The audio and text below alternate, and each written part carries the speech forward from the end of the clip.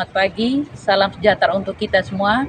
Perkenalkan, saya Dorcas Taraate, pengajar di SMA Manda Elu, mata pelajaran biologi, dan saya juga mahasiswa PPG dalam jabatan Angkatan 2 periode 6 tahun 2023 dengan nomor UKG 2015 0624 8924 di LPTK Universitas Hamsanwadi. Pada hari ini, tanggal 4 Desember tahun 2023, saya akan melaksanakan praktik pembelajaran UKIN dengan topik pembelajarannya pembelahan sel. Mari kita simak.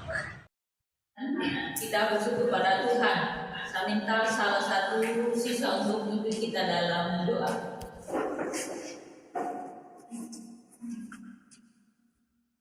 Teman-teman dan Bapak Ibu Guru, sebelum kita mulai aktivitas pelajaran materi kita, mari kita menghadap Tuhan dalam doa. Mari kita berdoa dalam nama Bapa, Putra, dan Roh Kudus. Bapa dalam surga, terima kasih karena Engkau telah menjaga kami dari rumah kami masing-masing di berbagai ibadah sekolah ini. Ya Bapa, pada saat ini kami anak-anak dan Bapak Ibu Guru mau melanjutkan aktivitas pelajaran materi kami. Bapa, mari untuk tuntun kami, jaga kami, agar apapun yang kami lakukan boleh berguna bagi masa depan kami yang akan datang. Ya Bapa, ini doa dan permohonan kami, namamu kami puji, nilai sepanjang segala masa. Amin. Dalam nama Bapa, Putra, dan Roh Kudus. Terima kasih. Sebelum kita mulai pembelajaran kita hari ini, Ibu akan berikan asesmen diagnostik untuk mengetahui sejauh mana materi ini kalian pahami ya. Soalnya terdiri dari 6 nomor.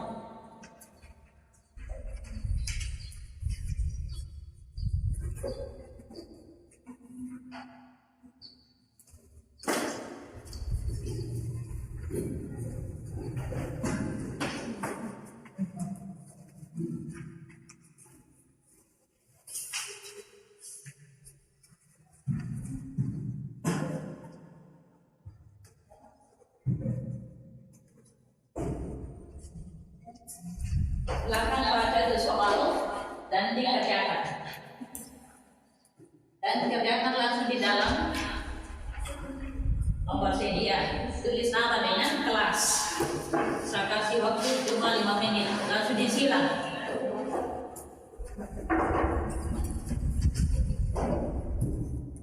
Hadir semua yang hadir itu?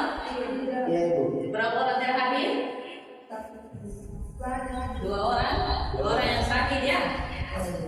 Orang sakit dan satu izin. Oke.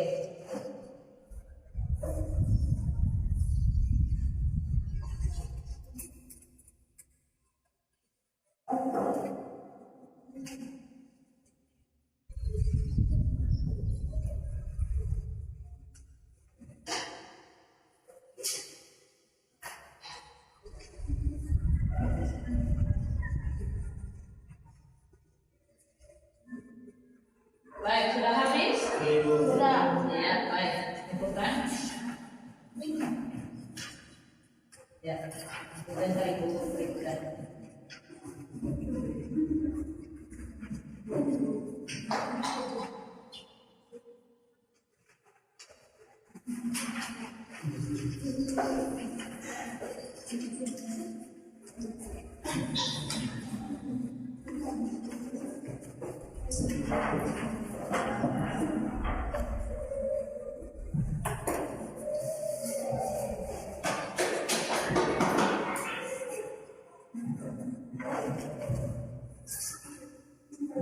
Oke. Tujuan pembelajaran kita hari ini adalah peserta didik mampu mendeskripsikan pembelahan sel sebagai salah satu bioproses dalam sistem hidup. Adapun indikator tujuan pembelajarannya adalah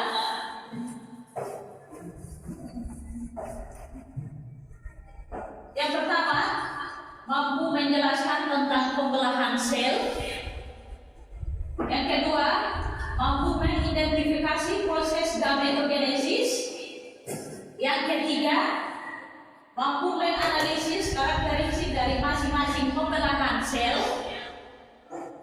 Yang keempat, mampu membandingkan jenis-jenis pembelahan sel. Yang kelima, menganalisis kelainan pada gametogenesis. Dan yang keenam, menyimpulkan akibat gagal proses pembelahan sel. Itu tujuan pembelajaran kita hari ini dengan indikator pembelajaran.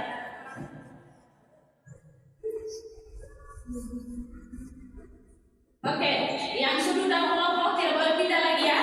Ya Ibu, duduk sesuai dengan kelompoknya masing-masing.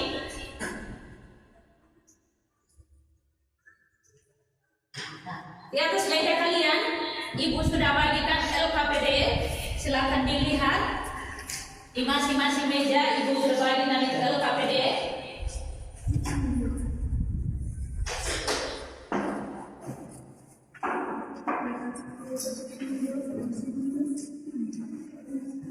Sebelum kita masuk di pembagian kelompok dan mengerjakan LKPD,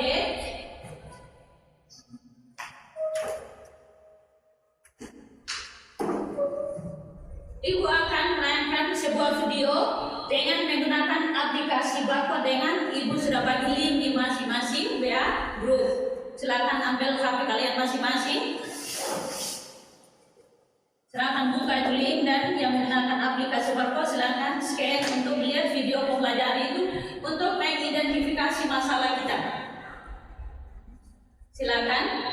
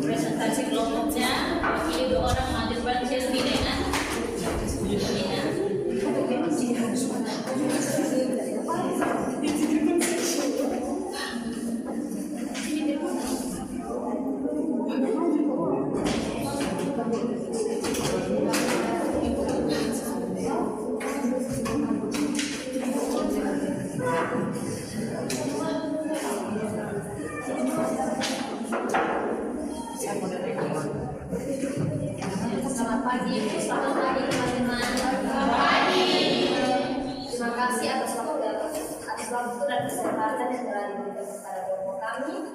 Kami akan mempresentasikan hasil diskusi kami. Itu saya akan mempersilakan dengan nomor 1. Apakah ada peran dari sel yang menyebabkan pemajangan pada akar tumbuhan?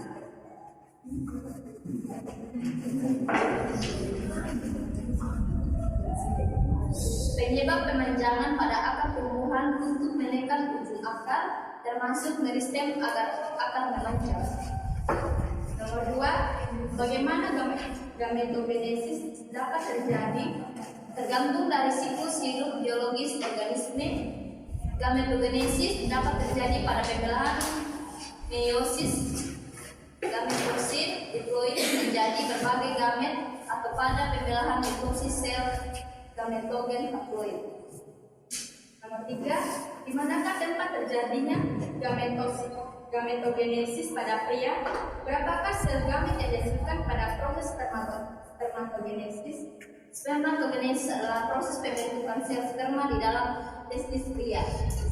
Spermatogenesis sendiri berasal dari kata spermato yang artinya benih, dan gametos berarti pembelahan.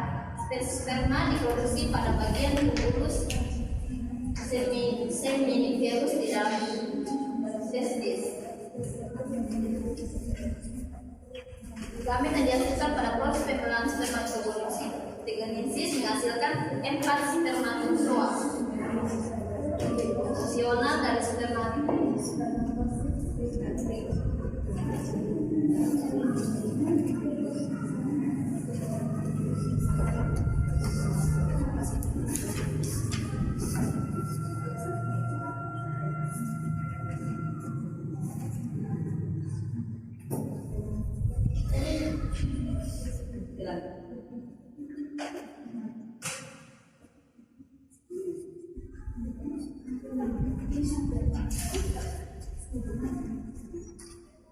Perjalanan sel, fase-fase dalam siklus sel.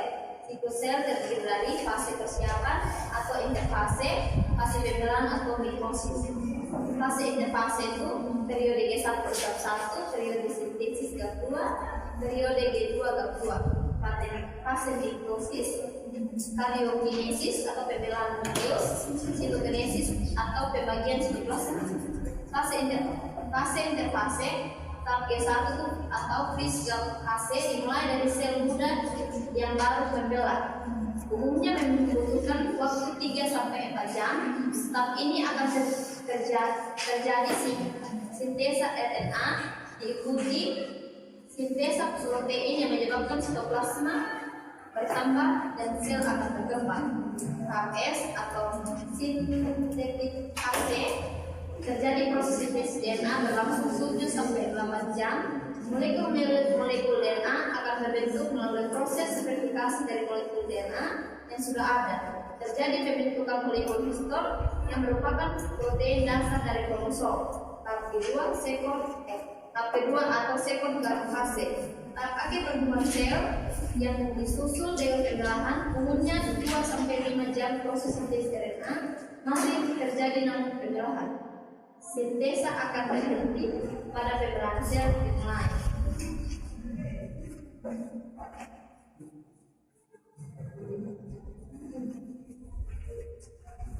Fase mitosis, satu sel diploid membelah menjadi 2 sel anakan yang masing-masing diploid.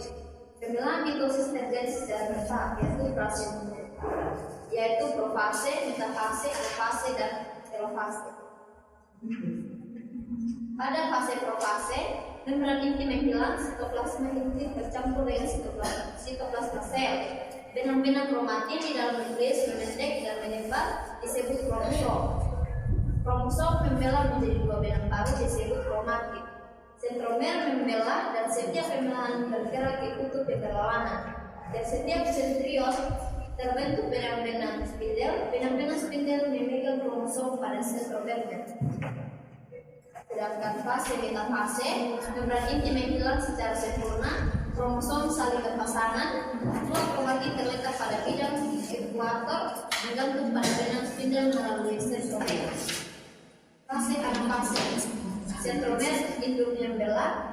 Tiap-tiap kromatid dalam satu kromosom induk terpisah menjadi kutub masing-masing. Benang-benang spindel menarik tiap kromatid yang melepaskan diri dari pasangannya berkira-kira kutub yang berlawanan.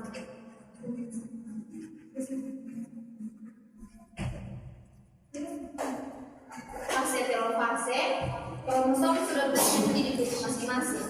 Benang-benang kromatin mulai lenyap, membentuk benang-benang kromatin. Kromosom dari bagian sitoplasma memanjang dan langsing. Membran nukleus berbentuk, nukleus muncul kembali. Pada bidang regulator terbentuk penebalan plasma. Terakhir, ini fase sitokinesis. Pembelahan sitoplasma diikuti dengan pembentukan sekat sel yang baru. Pada sel hewan, sitoplasma dibagi menjadi dua melalui cincin kontraktil membentuk oleh aktin dan miosin pada bagian setengah sel.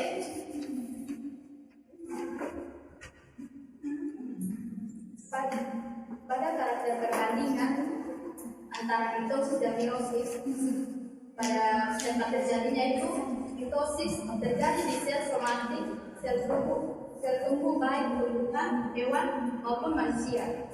Sedangkan meiosis terjadi di dalam gonad. Pada jumlah kromosom yang dihasilkan untuk mitosis yang awalnya 46 kromosom menjadi 92 kromosom dan kemudian dibagi menjadi sel anak dan sel induk sehingga menghasilkan 42 kromosom atau 46 kromosom atau 23 basa. Pada meiosis menghasilkan 23 kromosom.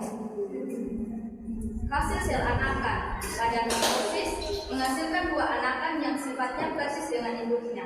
Sedangkan meiosis menghasilkan 4 sel anakan, masing-masing sel memiliki separuh dari jumlah kromosom sel induk. Untuk fungsinya, pada mitosis itu dapat menjaga kestabilan genetik, sedangkan meiosis menghasilkan sel gamet atau sel telur dan sel sperma.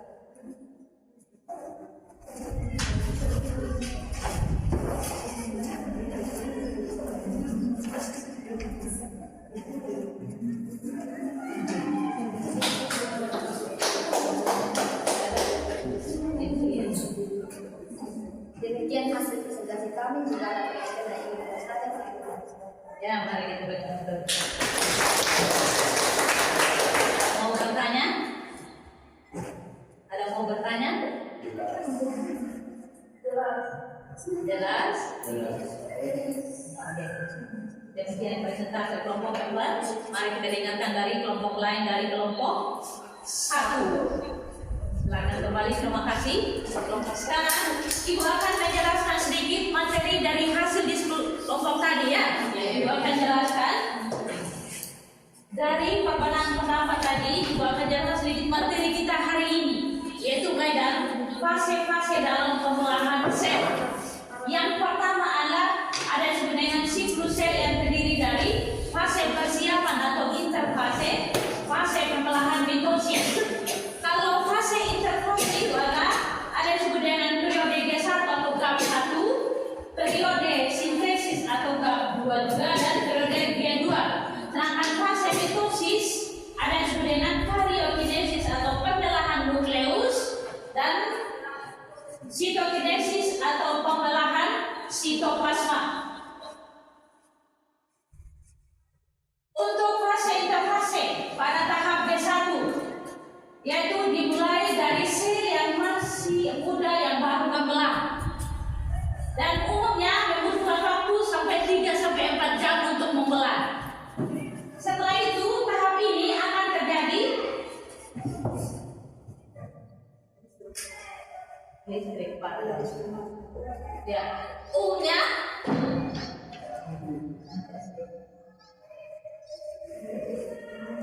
tahap ini akan terjadi sintesis RNA yang diikuti dengan bertambahnya pembelahan pada sitoplasma. Berikutnya, ya, untuk tahap sintesis, listrik pada dia bisa tampilkan pokoknya.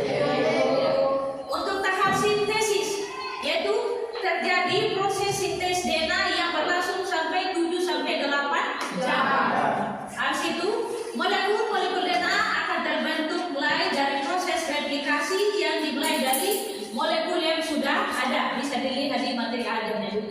dan terjadi pada pembentukan dari molekul histon yang diawali dari kromosom. Untuk tahap kedua, yaitu tahap ini adalah tahap pertumbuhan sel yang disusul dengan pembelahan. Umumnya akan membelah sampai 2-5 jam. Lama ya. Dari proses sintesis RNA. Setelah itu sintesis akan berhenti pada saat sel akan dimulai. Kalau untuk tahap sintesis DNA terjadi dalam waktu yang singkat saja. Sehingga sintesis RNA ini akan terus terjadi sampai sel akan membelah lagi. Sehingga siklus ini akan berjalan terus pada jaringan tubuh yang masih muda melalui tahap G1 sintesis dengan G2. Nah, untuk fase mitosis yaitu merupakan satu sel diploid dengan 2 yang akan membelah menjadi 2 sel anakan yang masing-masing bersifat diploid. Ya, setelah itu pembelahan mitosis ini terjadi secara bertahap melalui tahapan yang pertama adalah profase, yang kedua adalah metafase, yang ketiga anafase, dan yang terakhir adalah telofase. Ya. Untuk tahap profase bisa dilihat di materi ada situ, ibu ada bagikan. Setelah itu dengan gambarnya, setelah itu tahap yang kedua adalah tahap metafase. Setelah itu masuk di tahap anafase, yaitu di tahap anafase sentromer itu akan membelah tiap-tiap kromatin dalam satu kromosom itu berpisah menuju ke kutub masing-masing. Setelah itu balance middle menarik ke tiap kromatik dan melepaskan diri dan menuju ke kutub yang berlawanan. Untuk sitokinesis, yaitu pembelahan sitoplasma yang diikuti dengan pembentukan sekat sel yang baru, dan pada sel hewan sitoplasma dibagi menjadi 2, yaitu ada yang kontraktil yang dibentuk oleh aktin dan miosin pada bagian tengah sel, dan ada dengan cincin kontraktil. Sedangkan pada tumbuhan, sitokinesis ini ditandai dengan terbentuknya dinding pemisah di tengah-tengah sel. Itu adalah penjelasan daripada materi tentang pembelahan sel. Pada kegiatan ini ya, sekalian dengan rangkuman yang ibu jelaskan, sebelum masuk di kesimpulannya dari materi yang ibu jelaskan dan dari LKPD, ibu akan kasih ujian yaitu yang sebenarnya assessment for learning untuk mengetahui. Ya, tadi adalah asesmen awal, ujian awal, jauh mana pengetahuan atau materi itu kalian tahu. Sekarang ibu akan bagikan soal dan dikerjakan ada 10 nomor dan setelah mendapatkan materi langsung dikerjakan di dalam soal.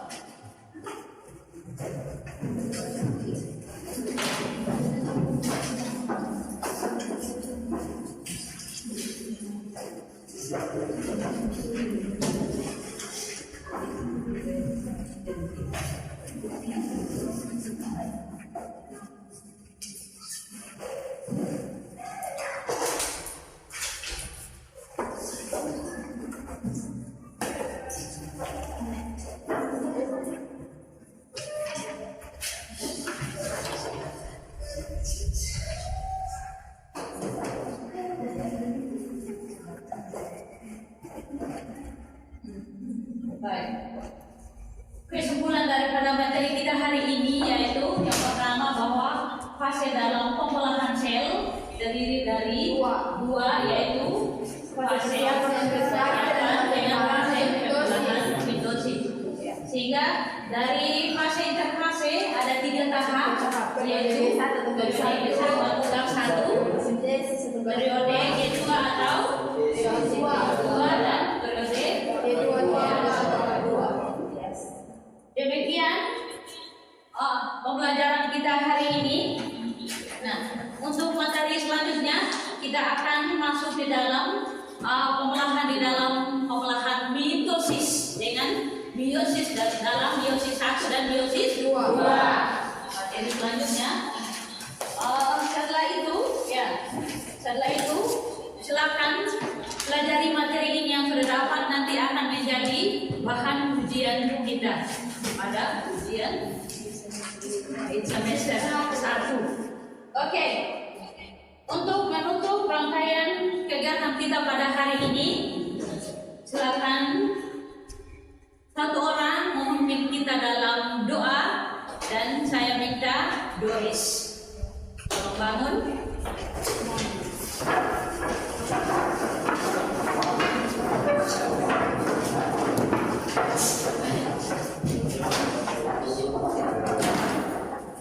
Dan menutup kegiatan kita, mari kita berdoa